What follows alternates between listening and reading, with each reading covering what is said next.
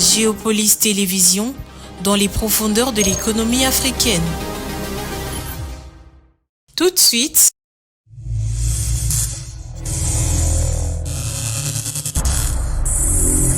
le journal.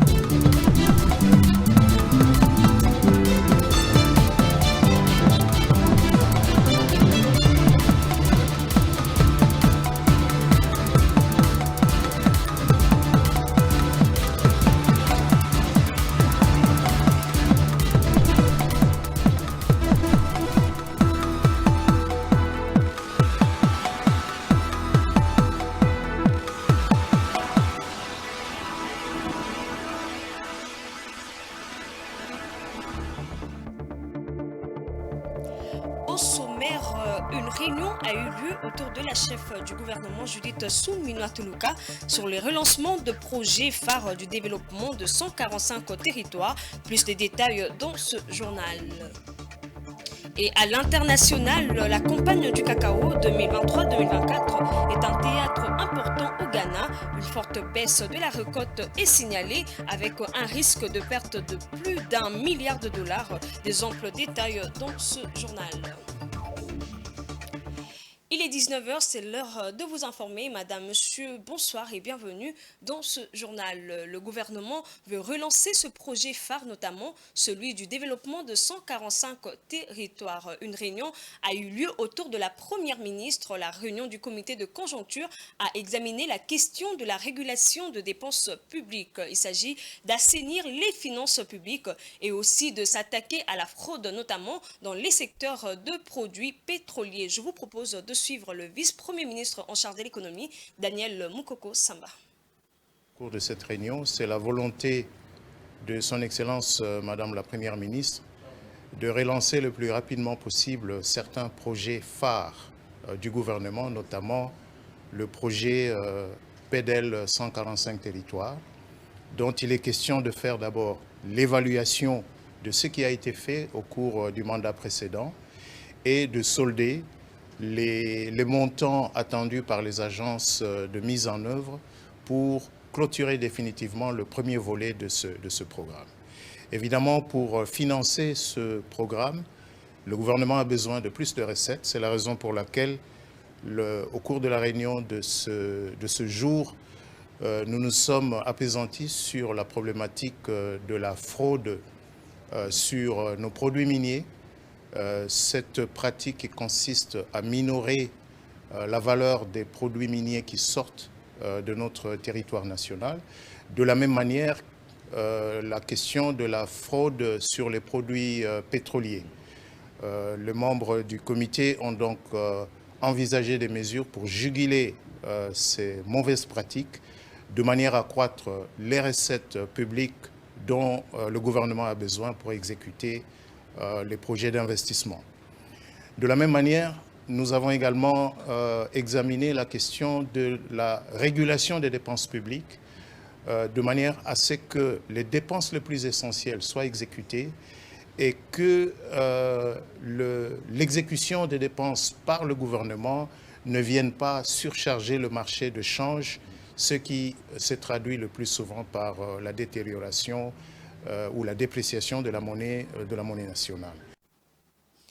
Parlant sécurité, la trêve humanitaire dans la guerre au Nord Kivu a été prolongée de 2 semaines de plus. C'est le gouvernement américain à l'initiative de cet arrêt momentané de combat qui le fait savoir. Dans un communiqué, les États-Unis d'Amérique affirment qu'ils continuent à travailler étroitement avec le gouvernement congolais, rwandais et angolais pour soutenir les efforts diplomatiques afin de trouver une cessation durable des hostilités. Il faut noter que malgré la première trêve humanitaire instaurée au début de ce mois, quelques combats sporadiques ont été enregistrés au Nord Kivu. Suivez.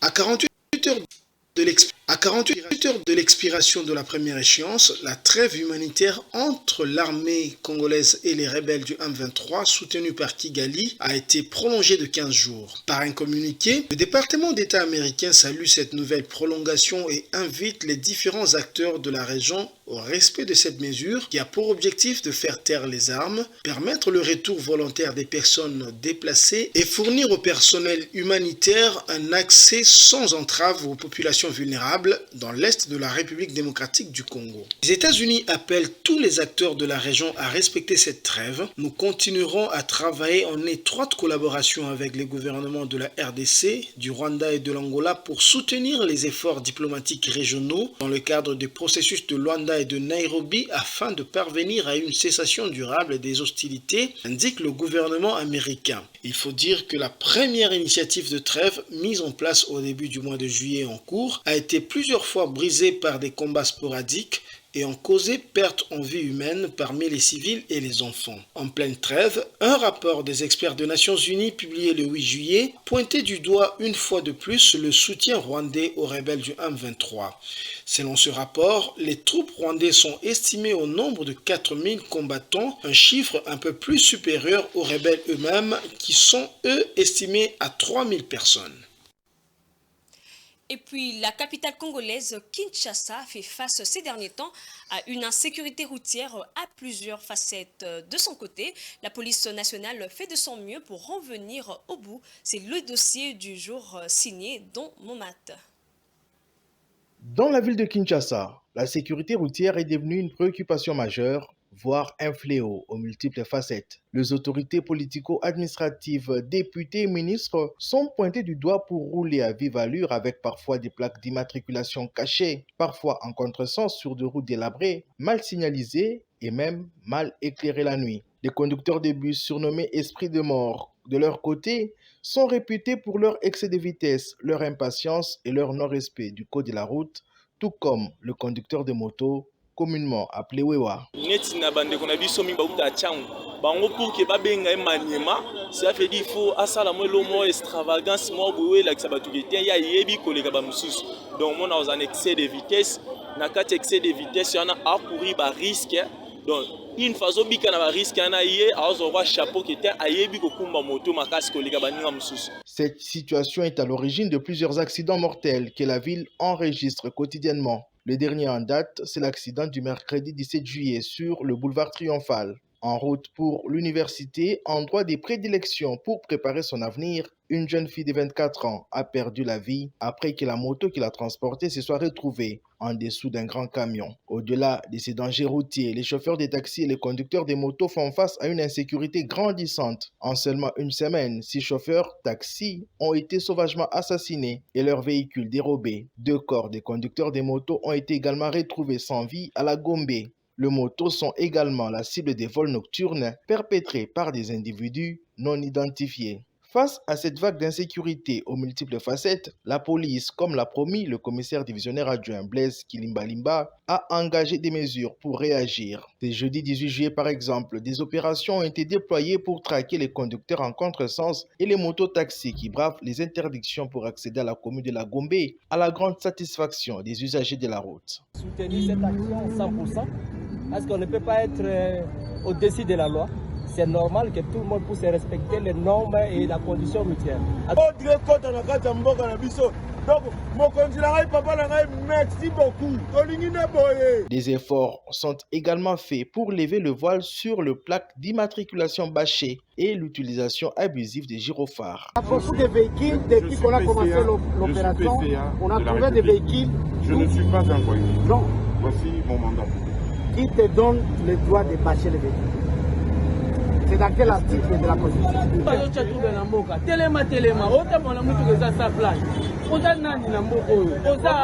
La police prévoit également d'intensifier le patrouille nocturne et les séances de sensibilisation avec les associations des chauffeurs et des conducteurs de motos qui n'attendent que ça. Notre secteur doit être réglementé parce que rubrique ne sengeli ba recycler bato moto parce que les lots ni biso bato association ni l'État dans un contrôle total ya bato moto te parce que sengeli ba recycler bango bala kisa mutu lolengeni na kotambola bayekolisa ye code de la route. Malgré ces actions, la question demeure. Ces mesures parviendront-elles à endiguer l'insécurité routière à Kinshasa? Et si oui, pour combien de temps, quand on sait qu'une ville comme Kinshasa, l'éphémère semble être la norme, alors que la lutte pour la sécurité routière doit être un défi de tous les instants pour les autorités du pays. Chaque année, le 18 juillet, l'ONU célèbre la journée internationale Nelson Mandela en hommage aux grandes contributions de Nelson Mandela à la résolution de conflits, aux relations entre les races, aux droits de la personne, à la réconciliation et à l'égalité de sexe. Un héritage inoubliable grâce à sa vision du monde et sa grandeur d'esprit. 11 ans après sa mort, les empreintes de cette icône restent indélébiles. Rachel Misenga pour plus de détails.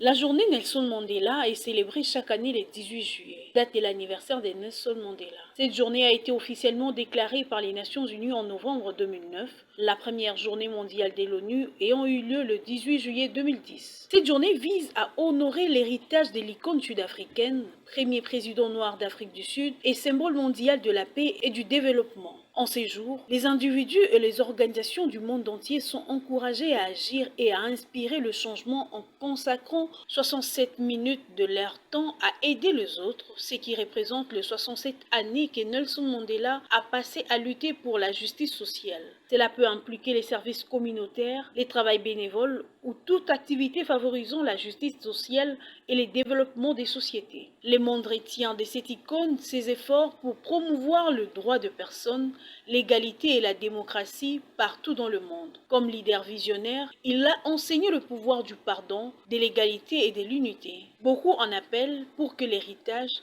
les combats, la vie de Nelson Mandela reste une source d'inspiration pour continuer à agir chaque jour contre le racisme et la haine, pour la justice, la paix, l'inclusion, la liberté, la tolérance et l'égalité. Rappelons que Nelson Mandela s'était consacré à une résolution des différentes crises survenues dans le processus politique en République démocratique du Congo, notamment entre le feu président Mobutu et Laurent Désiré Kabila, ainsi que l'accueil des négociations politiques à Sun City en Afrique du Sud. Ces pourparlers avaient permis la mise en place d'un nouvel ordre politique en RDC. Lutte contre la propagation de la variole du singe en République démocratique du Congo, l'Union européenne a alloué un montant de 1 million d'euros pour lutter contre la propagation de la variole qui sévit actuellement au Sud Kivu.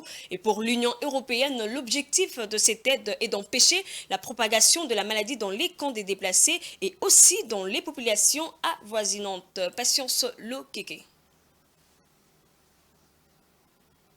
L'Union européenne a alloué une aide humanitaire de 1 million d'euros à la République démocratique du Congo pour lutter contre la propagation de la variole du singe, une maladie qui se propage déjà au Sud Kivu et à Goma au Nord Kivu. Selon l'Union européenne, cette assistance vise principalement à stopper la propagation de la maladie parmi les réfugiés et les populations locales avoisinantes. Ces fonds contribueront également à renforcer la capacité des partenaires humanitaires dans la surveillance, l'identification des cas et les traitements de maladies afin d'éviter des complications graves. De plus, ces ressources permettront le développement d'activités préventives telles que la sensibilisation des populations ainsi que des initiatives dans les domaines de l'hygiène et de l'assainissement. En plus du financement d'urgence pour lutter contre la variole du singe, l'Union européenne a affecté une aide humanitaire initiale de 63,75 millions d'euros en 2024 pour répondre aux besoins des populations les plus vulnérables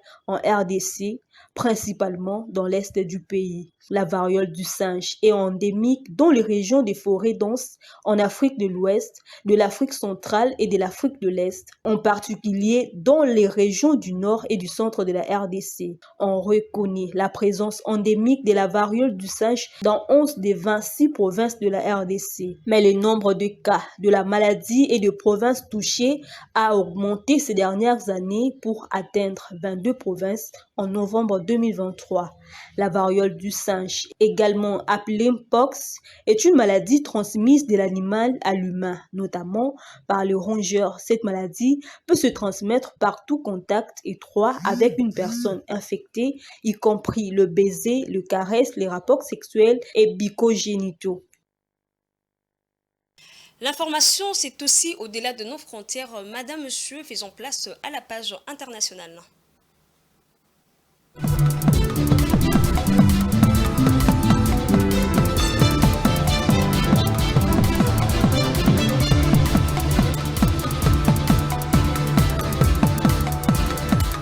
Annoncé au sommaire de ce journal, la campagne cacaoyère 2023-2024 est le théâtre d'importants défis au Ghana. Dans le pays, second producteur mondial de la fève, le segment de la commercialisation est le plus touché par la forte baisse de la récolte. Cependant, le renvoi par le COCOBOD de la livraison de 350 000 tonnes de cacao pour la prochaine campagne 2024-2025 fait planer le risque d'une perte de plus d'1 milliard de dollars aux négociants. Jojo Moulamba pour deux amples détails.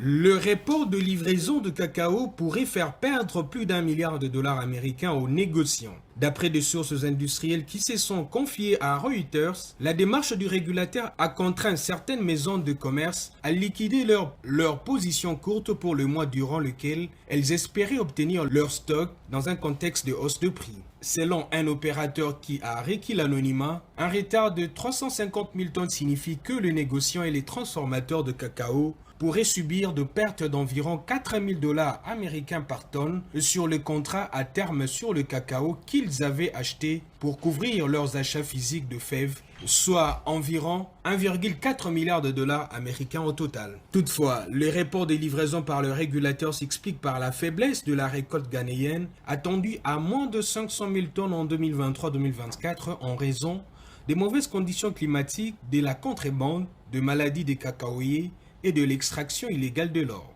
L'organisme public ghanéen n'est en mesure que de livrer 435 000 tonnes de cacao contre de ventes par anticipation des 785 000 tonnes effectuées au total pour l'actuelle saison devant s'achever d'ici septembre prochain.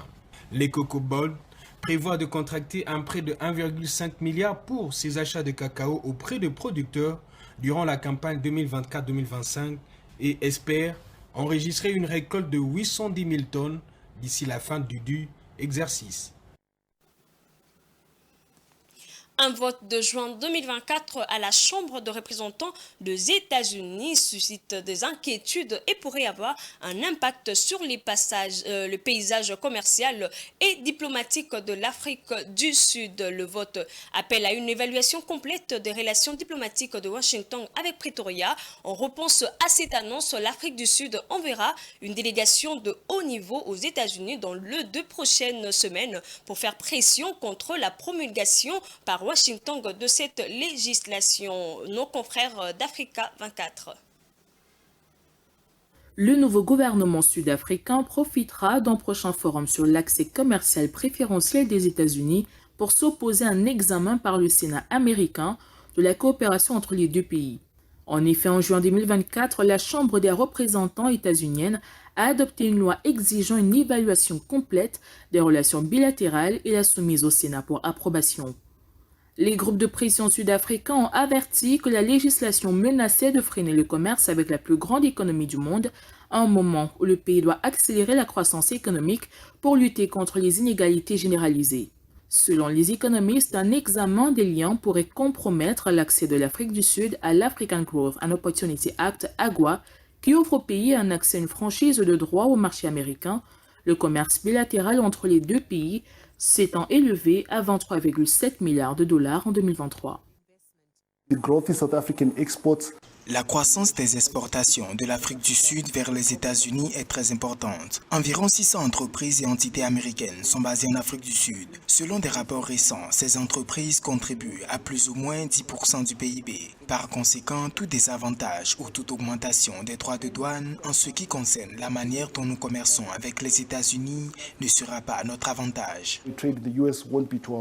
Les législateurs états-uniens ont appelé à la révision des relations en février 2024 après que l'Afrique du Sud a poursuivi Israël devant la Cour internationale de justice pour des allégations de génocide. La législation qui a été adoptée par la Chambre basse du Congrès états-unien par un vote de 272 contre 144 voix en tant qu'amendement à un autre projet de loi n'est pas encore une loi. Il doit être adopté par le Sénat et promulgué par la Maison-Blanche.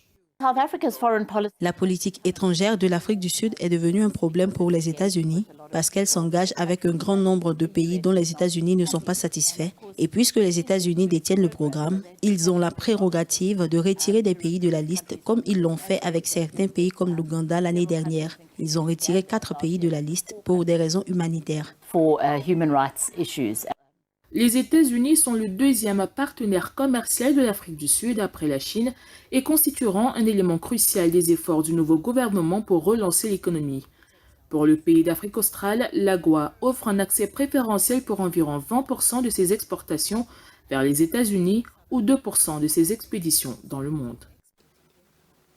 Une autre façon de vous informer, c'est avec différents journaux parus dans la ville de Kinshasa. C'est jeudi 18 juillet 2024. Place à la revue de presse avec Damani Mujinga.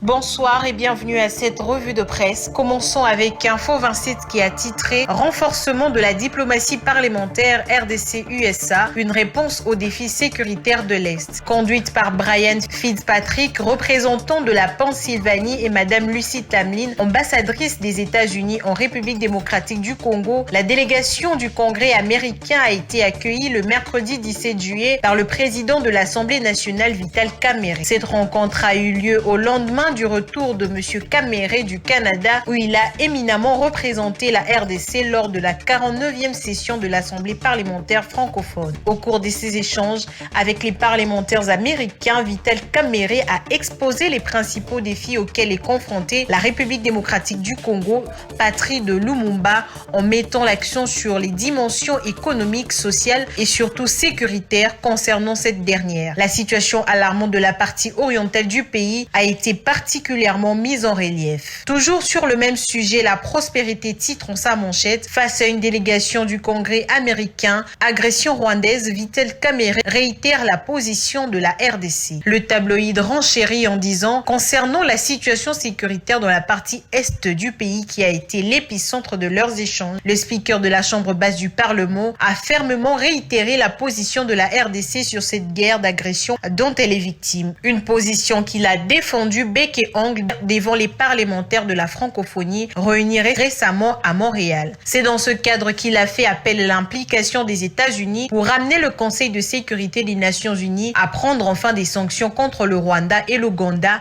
afin de donner suite aux multiples rapports qu'il a déjà publiés sur la guerre en RDC, poursuit le journal. Dans un autre chapitre, Congo Nouveau titre, la RDC lève la flamme olympique de Paris 2024 et passe le relais à l'Arménie. En tout cas, c'est pour la première fois dans l'histoire du sport de notre pays qu'un athlète congolais lève et défile avec la flamme olympique sous les acclamations des milliers de spectateurs avant de la passer à un athlète d'un tiers pays. Ce mercredi 17 juillet 2024 à la Cité internationale de la langue française à Villers-Cotterêts, la délégation officielle de la RDC composée de son Excellence Monsieur le ministre des Sports et Loisirs Didier Boudimbutu Bwanga, de Monsieur l'ambassadeur de la République démocratique du Congo à Paris, Émile Ngoï Kassongo, et du directeur national des 9e Jeux de la francophonie, Isidore Kwanja Ngembo, a assisté à la passation de la flamme olympique entre un athlète congolais et une athlète arménienne. Le judoka congolais Arnold Kisoka, médaillé de bronze aux 9e Jeux de la francophonie de Kinshasa, a passé la flamme olympique à la tireuse arménienne Elmira Karapetian du prochain pays organisateur des Jeux de la francophonie en 2027. En présence du ministre français des Sports et des Jeux olympiques et paralympiques, Madame Amélie Oueda Castera, de la secrétaire générale de la Conférence des ministres de la Jeunesse et des Sports de la francophonie.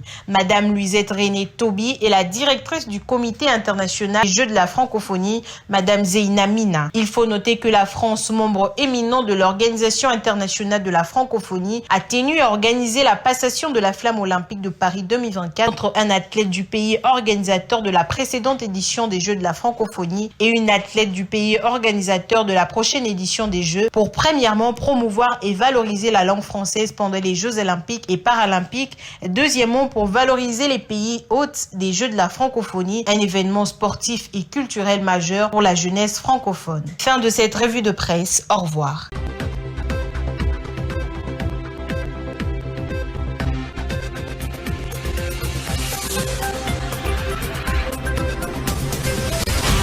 C'est la fin de ce journal, mais avant de vous quitter, voici le principal titre.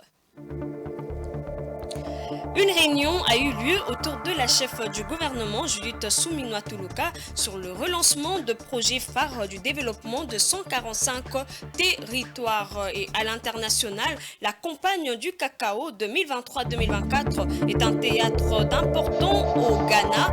Une forte baisse de la récolte est signalée avec risque de la perte de plus d'1 milliard de dollars. Ce journal est complètement fini. Merci de l'avoir suivi. Bonne suite de programmes sur votre chaîne Géopolis Télévision. Portez-vous bien.